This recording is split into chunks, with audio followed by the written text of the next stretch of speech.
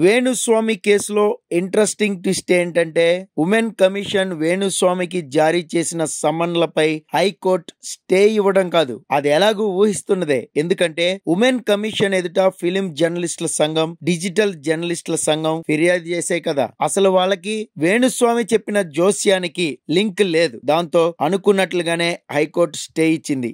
ఎవరి ఆలోచనలకో ఈ సంఘాలు ఎందుకు ఉపయోగపడుతున్నాయో, వెనుక ఎవరున్నారో తేలాల్సి ఉంది. ఎలాగూ పోలీసుల వద్దకు కేసు వెళ్ళింది కాబట్టి వేణుస్వామికి బెదిరింపుల కథలు కూడా బయటపడొచ్చునేమో. పోలీసులు గనక సీరియస్ గా తీసుకుంటే సరే, వేణుస్వామి గనక కమిషన్ ఎదుట హాజరైతే గాయ గత్తర్ లేపి మరింత రచ్చ చేయాలనుకున్న వారు ఇప్పుడు ఏమంటారో తెలీదు.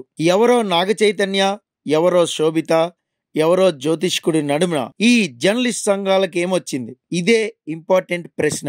ఇప్పుడిక వేణుస్వామిపై ఈ జర్నలిస్టులు ఏం చేయబోతున్నారు? సుప్రీంకోర్టుకు వెళ్తారా? సీఎం రేవంత్ రెడ్డి కూడా ఓసారి ఈ కేసు విషయంలో సీరియస్ గా ఆలోచించాలి. ఏ కోణంలో అనేది తనకు ఇట్టే అర్థమవుతుంది.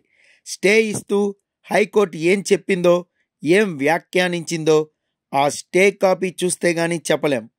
అది వచ్చాక అసలు ఫిర్యాదు ఏమిటో కూడా తెలుస్తుంది. మొత్తానికి వేణుస్వామికి మాత్రం ఇది అతిపెద్ద రిలీఫ్ అనే చెప్పాలి.